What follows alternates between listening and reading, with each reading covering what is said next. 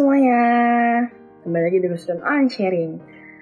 Teman-teman, sebelum aku memulai sharing aku hari ini, aku mau terus mengingatkan, jangan lupa untuk saksikan video terbaru Student on Sharing itu setiap hari Sabtu pukul 3 sore.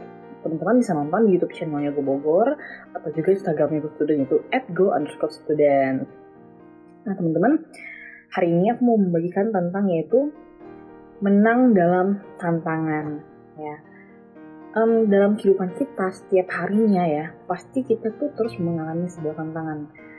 Mungkin mengalami hal-hal baru yang nggak biasa kita lakukan gitu kan. Sehingga rasanya mungkin ya harus terbiasa kan, akhirnya kita merasakan seperti tantangan gitu kan, untuk membiasakan diri kita gitu.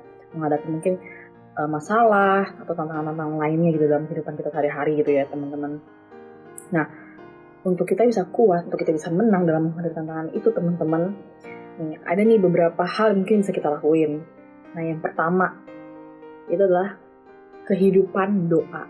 Ya teman-teman, kehidupan doa. Ya kehidupan doa itu bukan kehidupan doa yang disengajakan setiap hari teman-teman. Kenapa sih gitu kan harus berdoa? Coba kita baca, kita buka di Matius 26 ayat 41. Berjaga-jagalah dan berdoalah supaya kamu jangan jatuh ke dalam pencobaan. Roh memang penurut tetapi daging lemah. Ya. Berjaga-jagalah dan berdoalah supaya kamu jangan jatuh dalam pencobaan. Ya teman-teman. Jadi di sini kita diingatkan gitu Tuhan untuk kita terus berdoa. Kenapa sih? Untuk menguatkan diri kita ya di tengah-tengah tantangan kita hadapi, supaya kita pondasinya semakin kuat. Supaya kita pun nggak digoyahkan gitu ya teman-teman. Jadi kita terus dikuatkan melalui doa-doa kita gitu ya. Supaya kita nggak jatuh dalam pencobaan. Jika kita menghadapi masalah, tantangan, ya kita tetap kuat, kita nggak jatuh, gitu. Lalu selanjutnya itu yang kedua adalah membaca dan melakukan firman Tuhan. Merenungkan firman Tuhan, teman-teman. Yang kedua itu merenungkan firman Tuhan. Ya.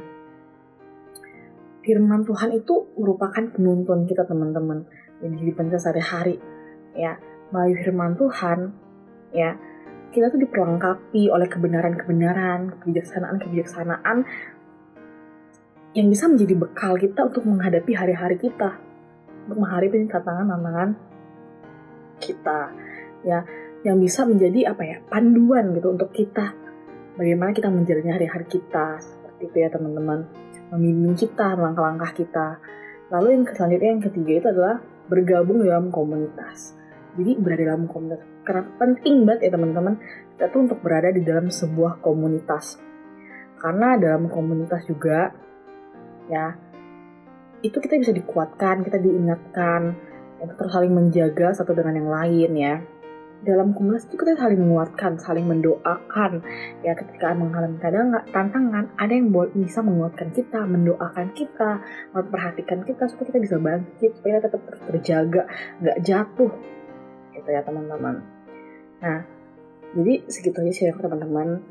Tantangan apapun kita hadapin, kita mau terus belajar untuk terus berdoa sama Tuhan ya sebagai fondasi kita gitu ya.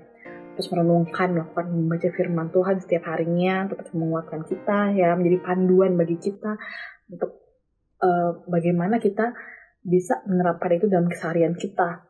Terus yang ketiga ya, kita mau hidup dalam komunitas, bergabung dalam komunitas, ya menjadi komunitas yang bisa menguatkan orang lain, gitu ya teman-teman. Sekian sharing hari ini, sampai jumpa lagi, terus memberkati.